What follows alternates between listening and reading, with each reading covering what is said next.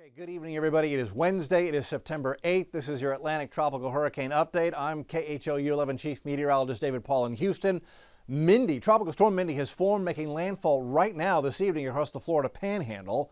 Hurricane Larry's still out there, downgraded to Cat 2.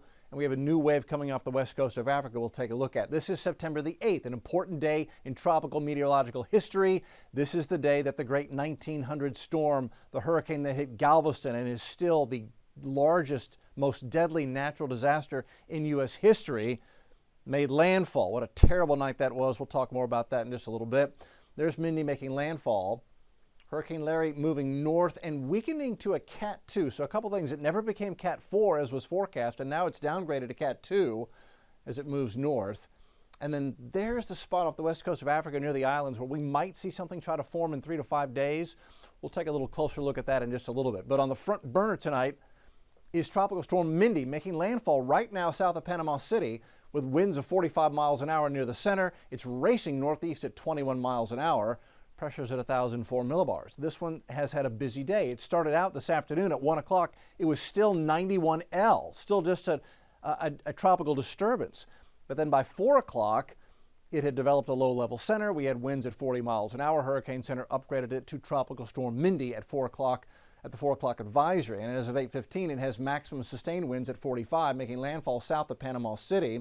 It's a very small, disorganized system, but it still has some gusty wind and at least some moderate to heavy rain coming in with this system. We could see 2, 3, 4, 5, 6 inches of rain in spots, but that looks like it'll be the worst of it. We'll go over the rainfall totals in a moment. Here's the radar. There's the center making landfall between Port St. Joe and East Point. You see the counterclockwise rotation there.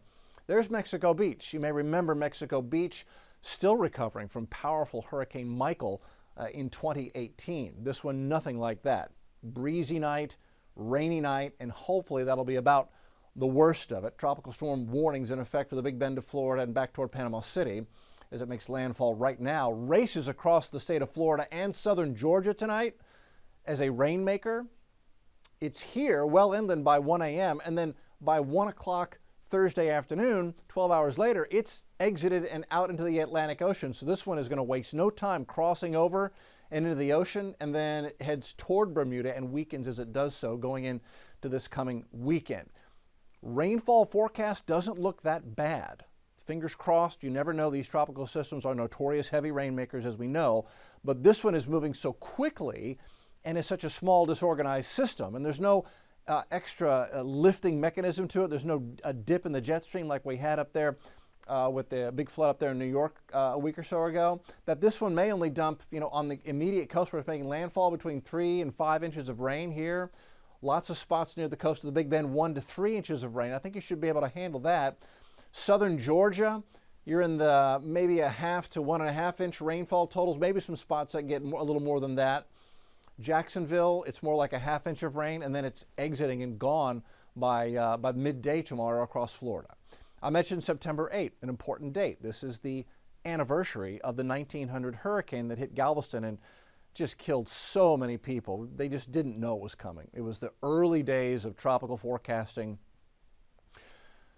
There was some trouble in communication between the Weather Service of the United States and the Cuban Weather Service, where the storm was first really noted that it was even in existence, and they thought it might be heading our way. But we thought we knew a lot about forecasting back in 1900, and now of course we know how little we actually knew.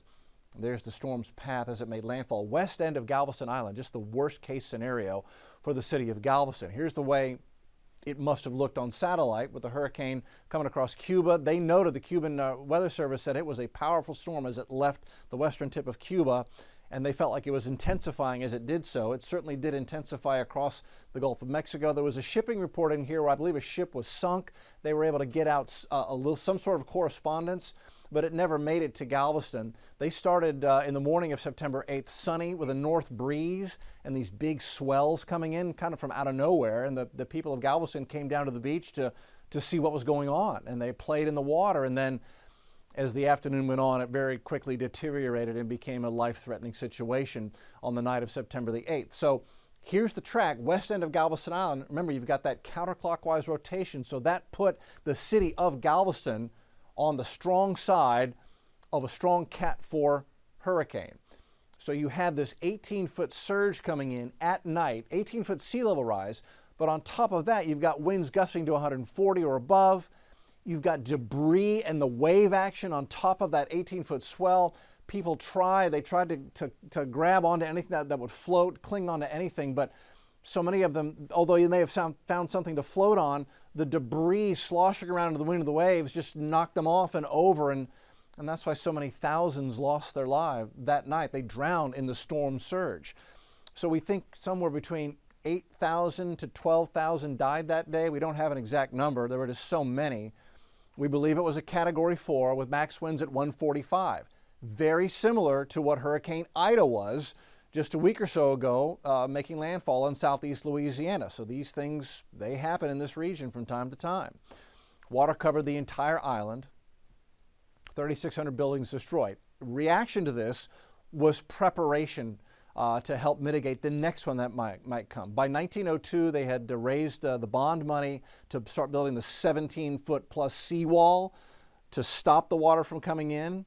By 1904, they had finished the first section and were beginning to literally raise the level of the island by pumping in sand from the ship channel and just pumping in this sand water slurry until the level of the island behind the seawall came up 17 feet in some spots. That engineering feat alone is incredible. And just a testament to how tough those people were to get through that, survive it, and prepare for the next one. And that seawall still stands and it works. Hurricane Ike, it definitely helped protect Galveston Island. So that's the lessons and some of the history on the 1900 storm. Here's Larry. Larry's Cat 2, strong Cat 2, winds 105. So it's in the Cat 2 range between 96 and 110 mile an hour storm.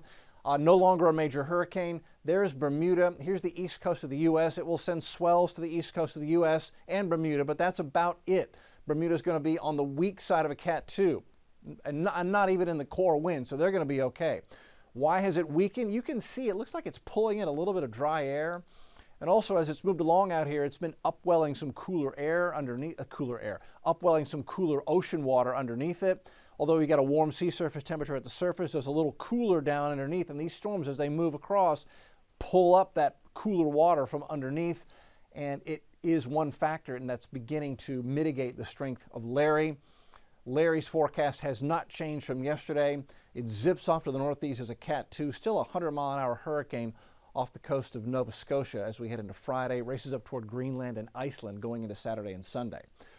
So long range, there goes Larry.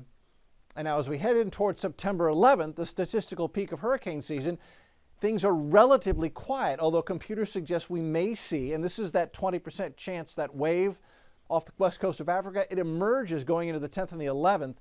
European model in red does close off a low. GFS model has a weaker system, but it does close a low, and it moves it more to the west than anything else as a closed surface low, maybe a depression. Euro's a little stronger, closed surface low going into September 13th. So what happens next? It's interesting. Both models are going to weaken this system as the Euro goes north and the GFS goes west. The Euro opens it up into an open wave.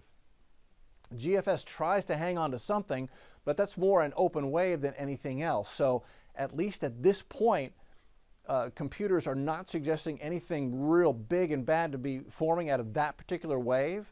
Now going into September 17th, we're 9-10 days out, so we're getting into la-la land a little bit with these computer models. Maybe we get a new system coming off the west coast of Africa, maybe not. But the rest of the Atlantic Basin, at least for now, seems quiet as we head through the next week. Now we're at the peak of hurricane season. Anything can happen out here. I've learned just to take hurricane season not only one day at a time, but I kind of take it, like first thing I look at in the morning, last thing I look at when I go to bed at night. I suggest you do the same with whatever local media you watch so nobody gets caught off guard in case something decides to change out there. Questions, comments, I'd love to hear from you. You can hit me up on social, leave your comments below, like, follow, all that stuff. We'll see you tomorrow with another tropical update.